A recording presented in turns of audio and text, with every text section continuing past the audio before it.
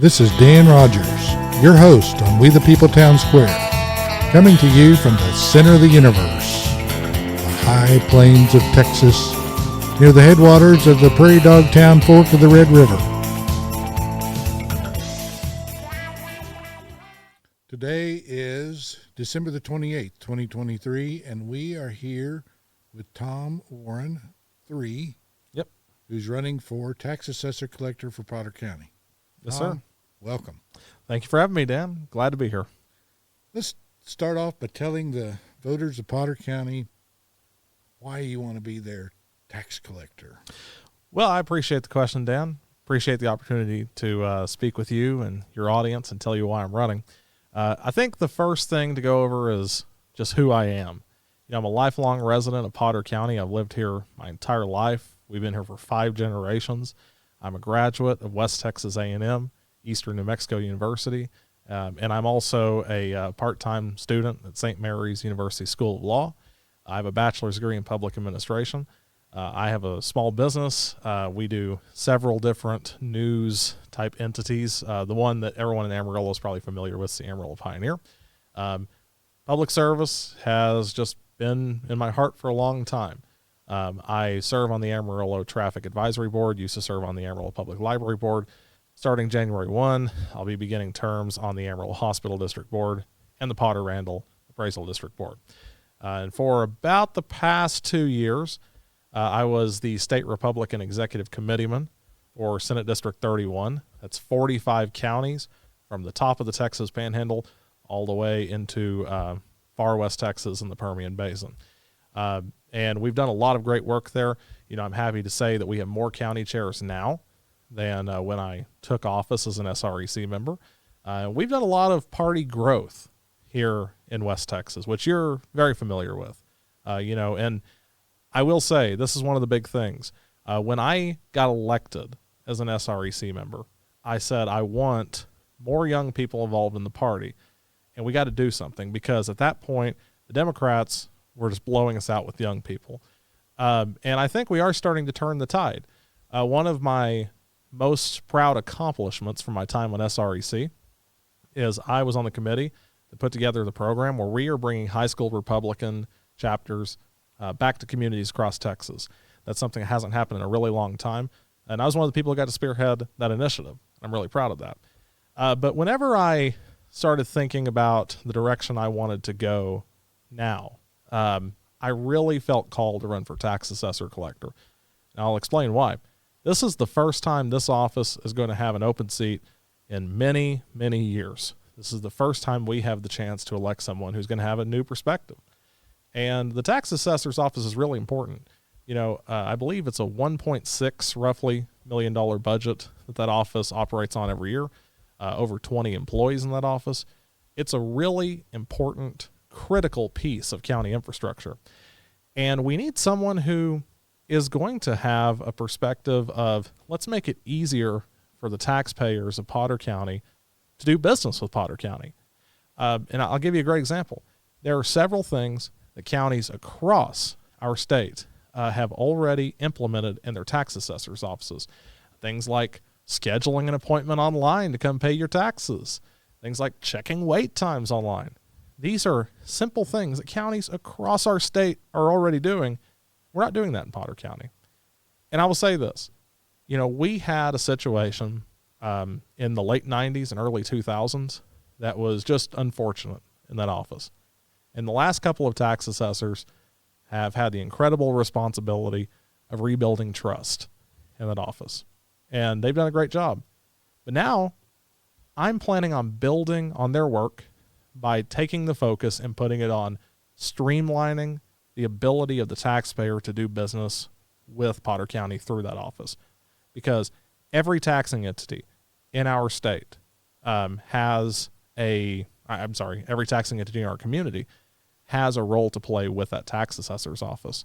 It's such an important part of local government that folks don't understand. I think we need to be doing what we can to make that office easier for folks to do business with and to make it to where that office just runs better for taxpayers. And that's why I'm running. I think I have some good ideas, and I think I know how to implement those things. And that's what I'd like to do as tax assessor. So the tax assessor, they collect all the revenue for all the entities in the county. Mm-hmm. Right?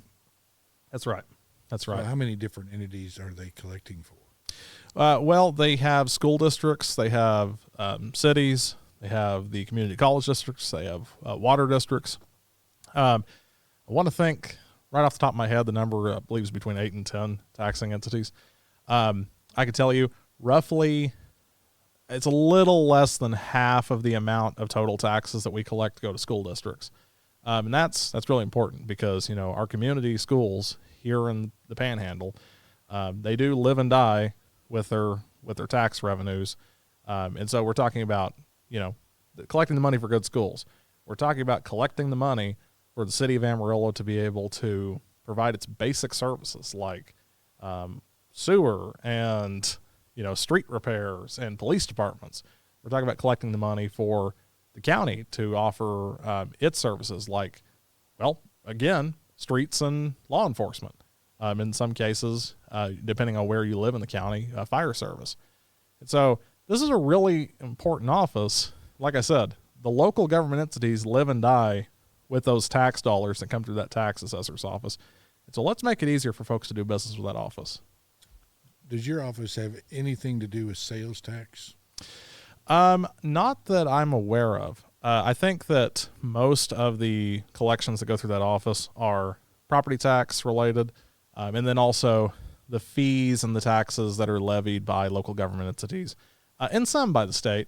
So like when you go pay your motor vehicle registration, the majority of what you're paying in is going to the state, but then the county commissioners can also add fees on top of that, if that makes sense. So your office would handle all the registration for vehicles and all of that as well? Yes, sir. And that kind of goes back to scheduling appointments and things like that. I've also seen some other counties. One of the things I'd like to do that some other counties have done is they have actually implemented programs to streamline veteran services. Because when you go in to apply for a disabled veterans plate or something like that, it's a little bit different of a process. It just kind of works different because you have different paperwork, things like that. Other counties have actually implemented desks that all they do is help with veteran services. I think it's something we could do in Potter County too, because let's honor those who serve this country. Sounds like a good idea to me. Mm-hmm. Well, I had an interesting experience, and I'm sure other voters out there probably ran into it. I went in to pay my wife's car tags. Right. That I paid for, mm-hmm. put it in her name, and I go up to the window, and they wouldn't let me pay it. Because I wasn't her. Sure. Why would it matter who pays somebody's car tags or tax? Well, that is a great question. You know, what I will say is, like with property tax, you know, you can walk in and pay anybody's property tax. Pay anybody's bill for whatever. Right. It's not quite like that for vehicle registrations. And I think a large part of that probably comes down from the state. You know, it's kind of like when you walk in and you're doing business with the county, as far as like maybe transferring a new vehicle into your name or something like that. You know, they'll give you a form now that says, I hereby I don't remember the exact language, but it's like, I hereby certify X is the same person as X, you know. I think a lot of that comes down from the state as far as stuff that the offices just have to do.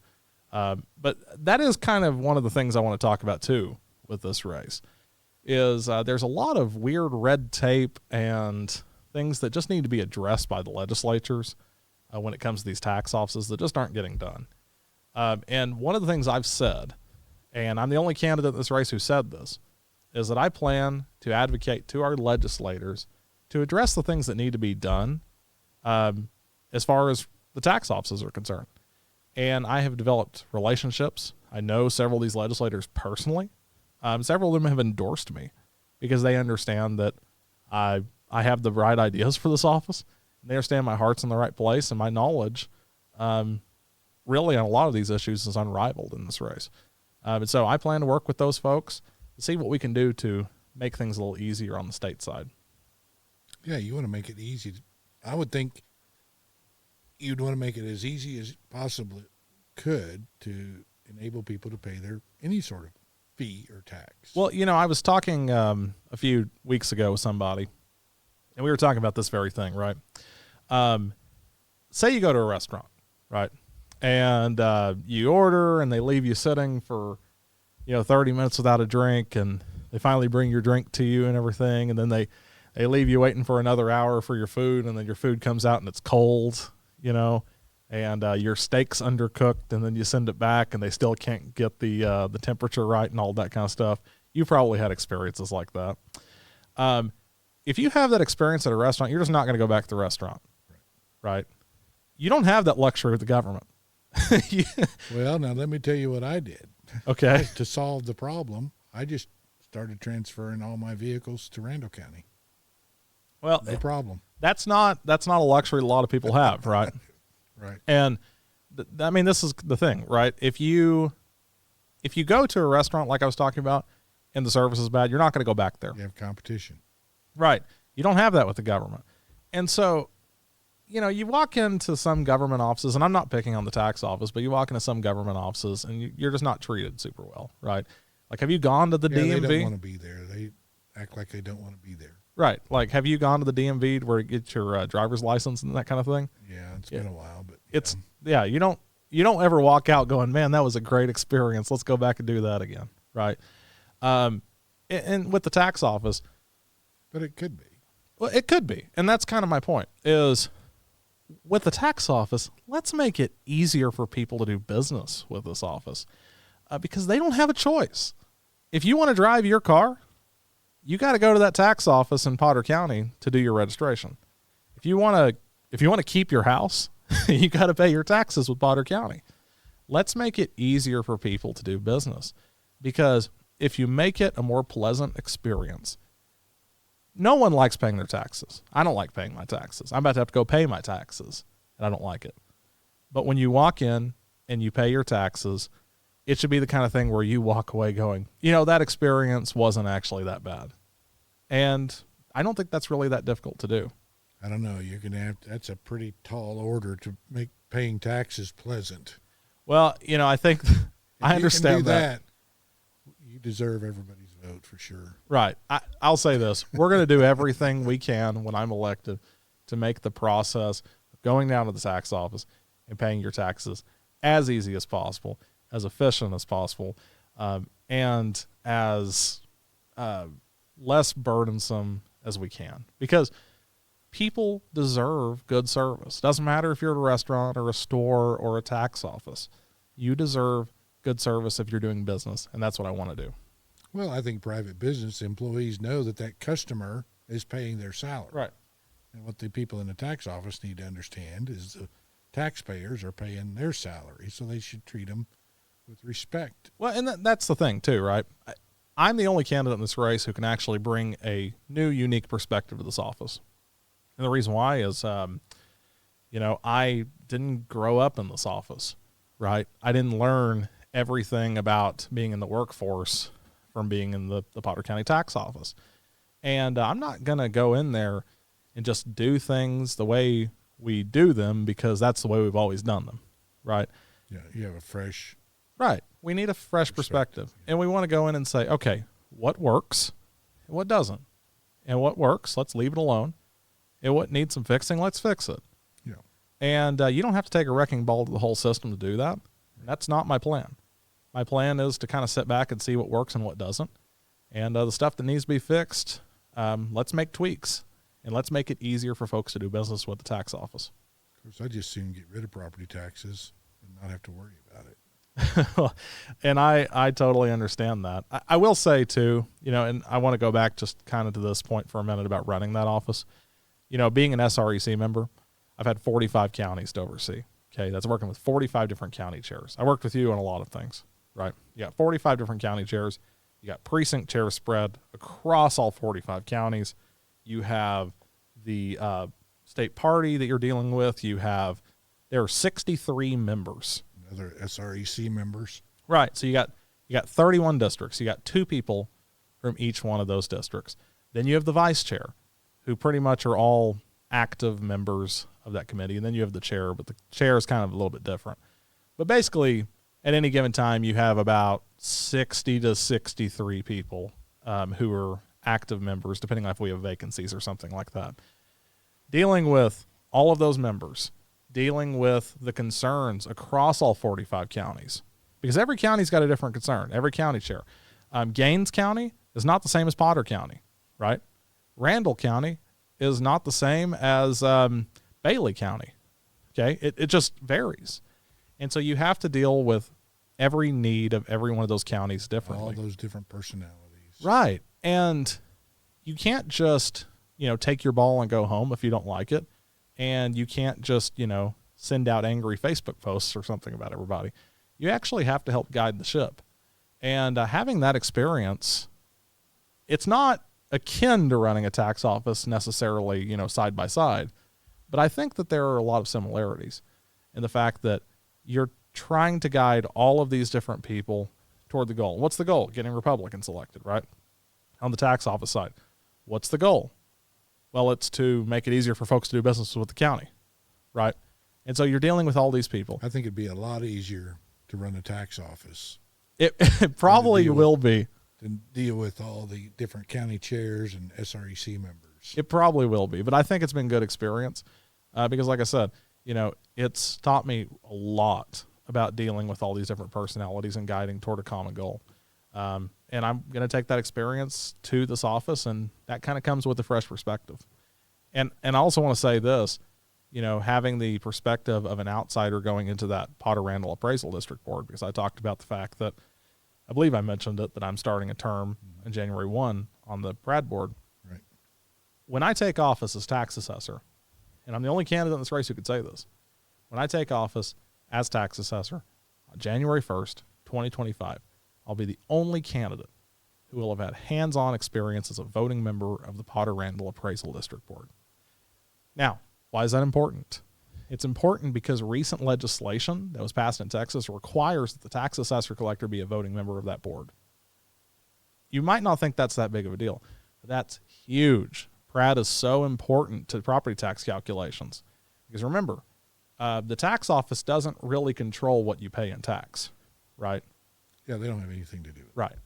But appraisal districts do. Everything to do with it. Right. And so having somebody who can kind of bring that fresh perspective in, because I'm bringing a fresh perspective now to PRAD, and I'm going to be asking questions when I become a full-fledged board member on January 1st. I'm going to already have had that experience dealing with them and kind of seeing how the system works when I take office in 2025 as tax assessor that my opponents just are not going to have. And I think that is going to be critically important for getting things done as far as advocating for taxpayers in Potter County. Well, it sounds like you got a big job ahead of you and a big campaign. You have an opponent. So is there anything else you'd like to tell the voters before you get out of here? So if you want to learn more about me, my website is warrenforpotter.com. I'm proud to have the endorsements of over 30 local leaders, including from our Congressman, Dr. Ronnie Jackson, who supports me because he knows my expertise and my commitment on these issues. I have state legislators supporting me. I have local elected officials like City Councilman Tom Sherlin, who've endorsed me, Commissioner Tam Boatler in Randall County. We have the support of several local groups like Conservative Patriots for Texas and Save Amarillo, people who understand that it's going to take a fresh perspective to make things happen in Potter County. Proud to have all their support. You can see all that big list of endorsements on the website. And you can also read about my other priorities because I talked a lot about the efficiency and actually running the office tonight. I didn't talk as much about the advocacy side. And advocating for taxpayers, one of my most important priorities. So you can read all about that. You can read about my plans for the office there. If you'd like a yard sign, you can also request one there. And if you want to donate a couple of dollars, we'd be happy to take your money. So please. Already collecting money. Already collecting money. Taxpayers. But I promise it's going to a good place. So, but yeah, you can find out all of that there. And I'd love to see all of you on the campaign trail. And that website again is warrenforpotter.com. That's FOR. warrenforpotter.com. Yes, sir. All right. Do you have an email if they want to contact you? Yes, you can actually email me at my business email, which is thomas@amarillovotes, VOTES.com. Or you can give me a call. My number is 806-290-8458, and I'll be happy to talk to you about any concerns you have. Very good, Tom. Well, I want to commend you for having the courage to stick your neck out and run for public office. I think that takes courage, and we commend you for that, and we appreciate you coming by. I'm glad to be here. Thanks for having me. And please, doesn't really matter who you vote for. Just make sure you get out and vote. I'd like to earn your vote, though. So please keep me in Well, I think it consideration. does matter who you vote for. That's where I'm going to disagree with you, Tom. Okay, I'll say this. Make sure you go vote, but please vote for me. You're not going to tell them how to vote. Yeah, I won't tell you how to vote unless you want a new perspective in the tax office, and there's only one choice. Very good. Appreciate it, Tom. Appreciate y'all.